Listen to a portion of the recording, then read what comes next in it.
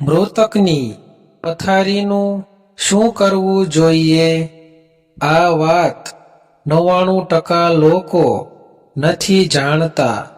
શું તમે ક્યારેય વિચાર્યું છે કે કોઈ વ્યક્તિના મૃત્યુ પછી તેની પથારીનું શું કરવું જોઈએ?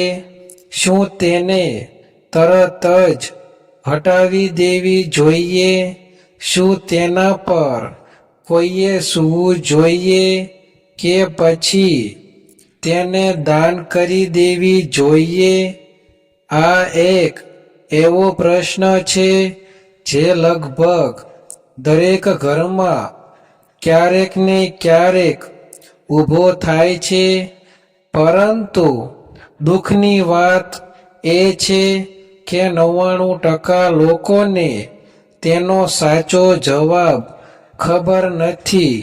ઘણા લોકો કોઈની વાત સાંભળીને પથારી બાળી નાખે છે.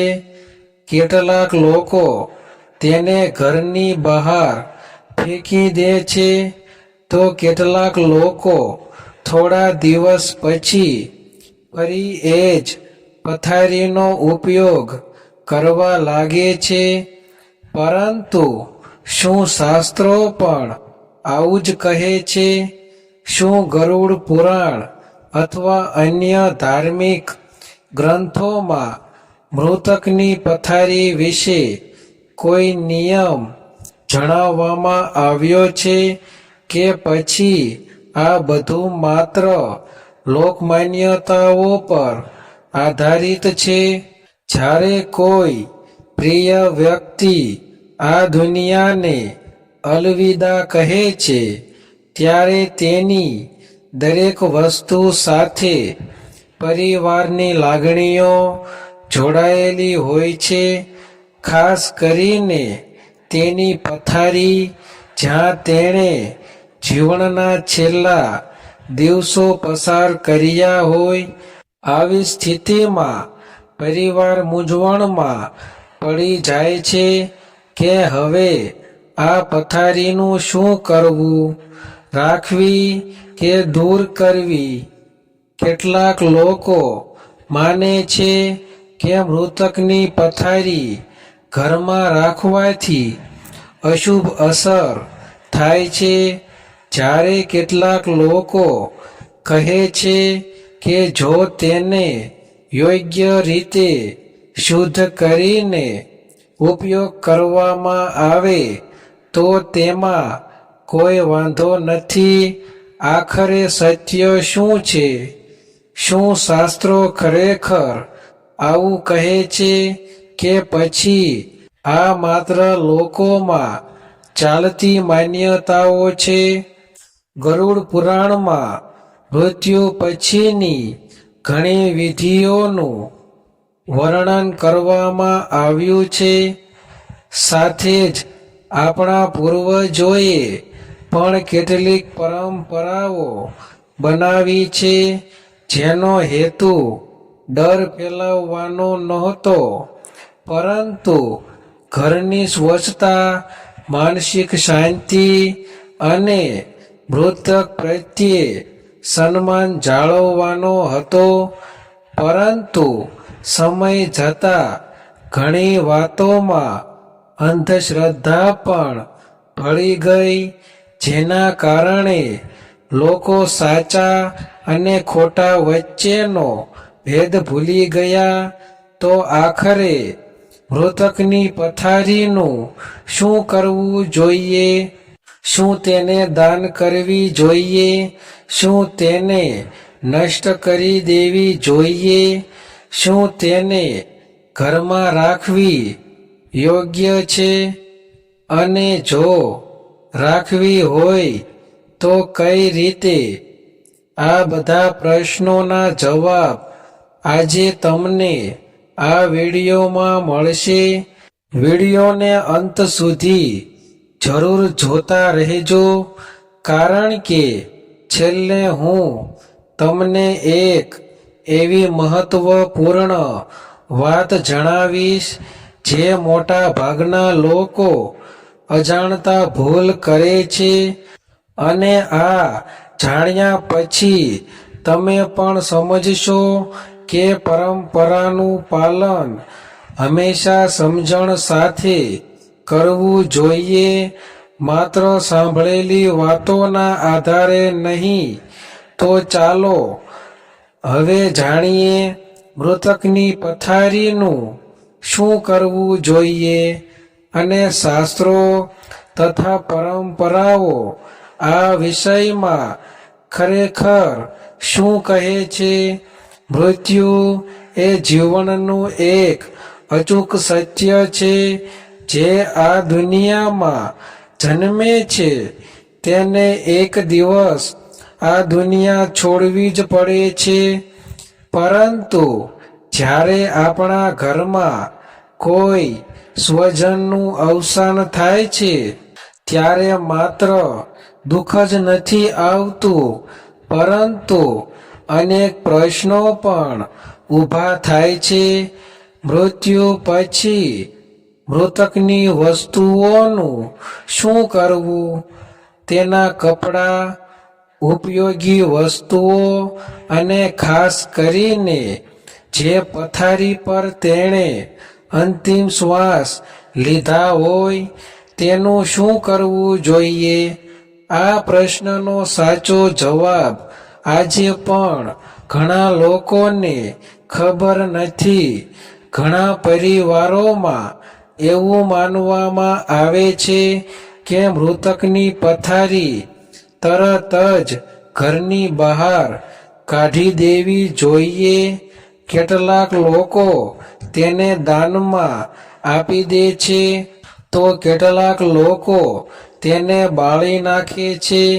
બીજી તરફ કેટલાક લોકો થોડા દિવસ પછી ફરી તેનો ઉપયોગ કરવા લાગે છે. પરંતુ શું શાસ્ત્રો ખરેખર આવું જ કહે છે કે પછી આ માત્ર વર્ષોથી ચાલતી લોકમાન્યતાઓ છે?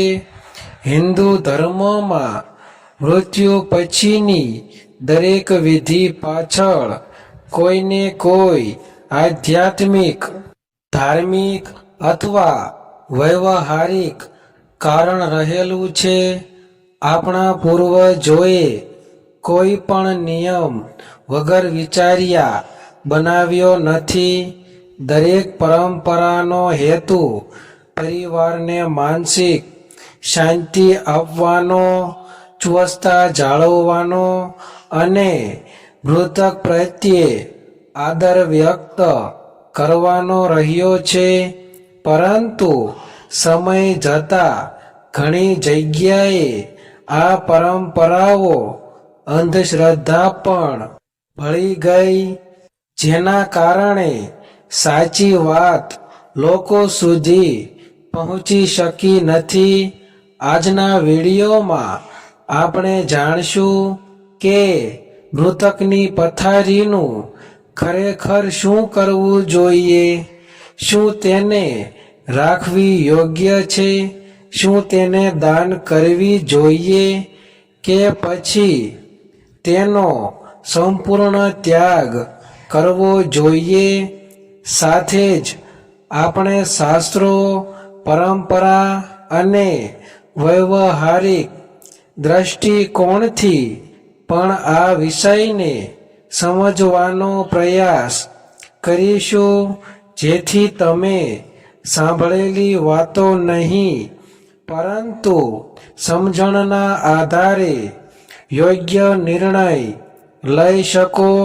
તેથી મિત્રો, આ વિડિયો અંત સુધી જરૂર જોતા રહેજો, કારણ કે આગળ તમને એવી માહિતી મળવાની છે જે કદાચ તમે પહેલાં ક્યારેય સાંભળી નહીં હોય અને જેના વિશે 99% લોકો આજે પણ અજાણ છે. હવે સૌથી મહત્વનો પ્રશ્ન, મૃતકની પથારીનું શું કરવું જોઈએ? આ પ્રશ્નનો જવાબ માત્ર એક માન્યતામાં નથી, પરંતુ શાસ્ત્રો, પરંપરા અને વૈવાહારિક સમજણમાં છુપાયેલો છે. સૌથી પહેલા એ સમજવું જરૂરી છે કે જ્યારે કોઈ વ્યક્તિનું મૃત્યુ થાય છે ત્યારે તેણે ઉપયોગમાં લીધેલી પથારી પર લાંબા સમય સુધી રોગ, દવાઓ અથવા શરીરના પ્રવાહીનો સંપર્ક થયો હોઈ શકે છે. આથી જ આપણા પૂર્વજોએ એવી સલાહ આપી કે આવી પથારીને સારી રીતે સાફ કરવી અથવા શક્ય હોય તો તેનો ત્યાગ કરવો. આનું એક મોટું કારણ સ્વચ્છતા અને આરોગ્ય પણ હતું. ઘણા લોકો માને છે કે મૃતકની પથારી ઘરમાં રાખવાથી અશુભતા આવે છે, પરંતુ હિન્દુ ધર્મના મુખ્ય શાસ્ત્રોમાં એવો કોઈ સ્પષ્ટ નિયમ મળતો નથી કે દરેક પરિસ્થિતિમાં પથારીનો નાશ કરવો જ જોઈએ. વિવિધ પ્રદેશોમાં અલગ અલગ પરંપરાઓ જોવા મળે છે. જો પથારી લાકડાની હોય અને સારી સ્થિતિમાં હોય તો ઘણા પરિવારો તેને ગંગાજળ, ગૌમૂત્ર અથવા શુદ્ધ પાણીથી સાફ કરીને ધાર્મિક વિધિ કર્યા પછી ફરી ઉપયોગમાં લે છે. જ્યારે જૂની દોરીની ખાટલો અથવા ગાદલો હોય ત્યારે ઘણા પરિવારો તેને દાન કરે છે અથવા યોગ્ય રીતે નિકાલ કરે છે. કેટલાક સ્થળોએ એવી પણ પરંપરા છે કે મૃતકની પથારી ગરીબ વ્યક્તિને દાનમાં આપવામાં આવે, કારણ કે દાનને પુણ્યનું કાર્ય માનવામાં આવે છે. પરંતુ દાન હંમેશા એવી વસ્તુનું કરવું જોઈએ જે ઉપયોગમાં લેવા યોગ્ય અને સ્વચ્છ હોય. જો મૃતક કોઈ ચેપી રોગથી મૃત્યુ પામ્યો હોય તો તેની તબીબી દ્રષ્ટિએ ગાદલા, ચાદર અને તકિયાનો યોગ્ય રીતે નિકાલ કરવો વધુ યોગ્ય માનવામાં આવે છે. આ બાબત માત્ર ધાર્મિક નહીં, પરંતુ આરોગ્યની દ્રષ્ટિએ પણ મહત્વપૂર્ણ છે. ઘણા ઘરોમાં મૃત્યુ પછી પથારી પર ગંગાજળ છાંટવામાં આવે છે, દીવો પ્રગટાવવામાં આવે છે અને ભગવાનનું સ્મરણ કરવામાં આવે છે. આનો હેતુ ડર ફેલાવવાનો નથી, પરંતુ પરિવારને માનસિક શાંતિ આપવાનો અને શ્રદ્ધા વ્યક્ત કરવાનો છે. એક મહત્વની વાત એ પણ છે કે મૃતકની વસ્તુઓ પ્રત્યે આદર રાખવો જોઈએ.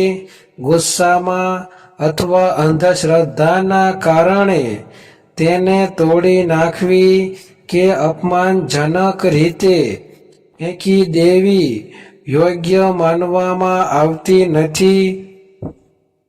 જો તેનો ત્યાગ કરવો હોય તો પણ સન્માનપૂર્વક કરવો જોઈએ.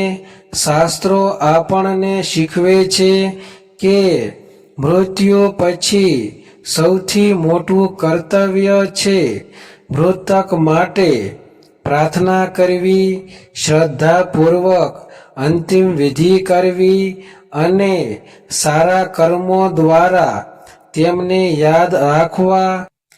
પથારી રાખવી કે ન રાખવી એ પરંપરા, પરિસ્થિતિ અને વ્યવહારિક નિર્ણય પર આધારિત હોઈ શકે છે. આથી કોઈ પણ અફવા અથવા ડર પર વિશ્વાસ કરવાને બદલે સમજણથી નિર્ણય લેવો જોઈએ.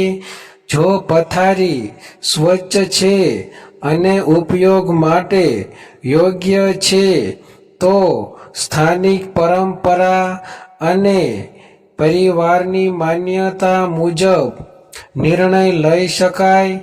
જો તે ઉપયોગમાં લેવા યોગ્ય ન હોય તો તેને યોગ્ય રીતે દાન કરવી અથવા નિકાલ કરવો વધુ યોગ્ય રહેશે.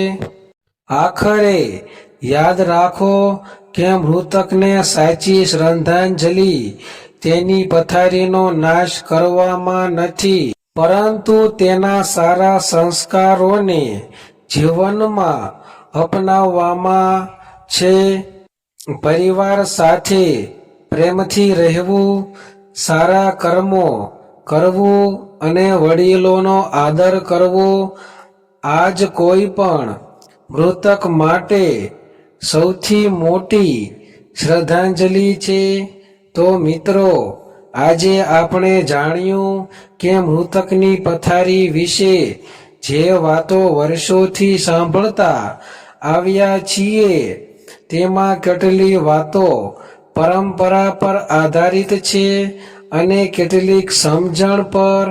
દરેક પરિવારની પરંપરા અલગ હોઈ શકે છે, પરંતુ સૌથી મહત્વની વાત એ છે કે કોઈ પણ નિર્ણય ડર, અંધશ્રદ્ધા અથવા અફવાઓના આધારે નહીં, પરંતુ સમજણ, સ્વચ્છતા અને શ્રદ્ધાના આધારે લેવો જોઈએ. મૃતક પછી સૌથી મોટું કર્તવ્ય મૃતકની વસ્તુઓનો ડર રાખવો નથી, પરંતુ તેમના આત્માની શાંતિ માટે પ્રાર્થના કરવી, તેમના સારા કાર્યોને યાદ રાખવા અને તેમના દ્વારા આપવામાં આવેલા સંસ્કારોને જીવનમાં ઉતારવા છે. સાચી શ્રદ્ધાંજલિ એ નથી કે આપણે કોઈ વસ્તુનો ત્યાગ કરીએ, પરંતુ એ છે કે આપણે તેમના આદર્શોને પોતાના જીવનમાં જીવંત રાખીએ. જો તમને આજનો આ વિડિયો ઉપયોગી લાગ્યો હોય અને તમને કંઈક નવું જાણવા મળ્યું હોય તો આ વિડિયોને લાઈક જરૂર કરજો. તમારો એક લાઈક અમને આવી જ સાચી અને જ્ઞાનવર્ધક માહિતી તમારા સુધી પહોંચાડવાની પ્રેરણા આપે છે.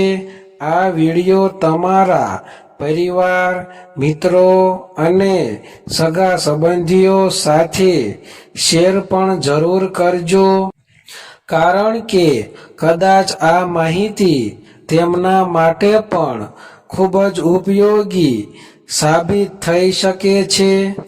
હવે તમે પણ નીચે કોમેન્ટ કરીને જરૂર જણાવજો તમારા વિસ્તારમાં મૃતકની પથારીનું શું કરવામાં આવે છે. શું તેને દાન કરવામાં આવે છે, શુદ્ધ કરીને ફરી ઉપયોગમાં લેવામાં આવે છે કે બીજી કોઈ પરંપરા છે? તમારા વિસ્તારની પરંપરા વાંચવામાં અમને આનંદ થશે. અને જો તમે હજુ સુધી અમારી ચેનલ લાઈફ ચેન્જિંગ 9192 ને સબસ્ક્રાઈબ નથી કરી તો હમણાં જ સબસ્ક્રાઈબ કરો અને બાજુમાં આપેલ બેલ આઇકન પણ દબાવી દો, જેથી ધર્મ, ગરુડ પુરાણ, પિતૃ રહસ્યો, અંતિમ સંસ્કાર, આધ્યાત્મિકતા અને જીવન ઉપયોગી જ્ઞાનથી ભરેલી દરેક નવી વિડિયો તમને સૌથી પહેલા મળી શકે. ફરી મળીશું એક નવા રહસ્ય, નવા જ્ઞાન અને નવા જીવન પાઠ સાથે. જય શ્રી કૃષ્ણ. ધન્યવાદ.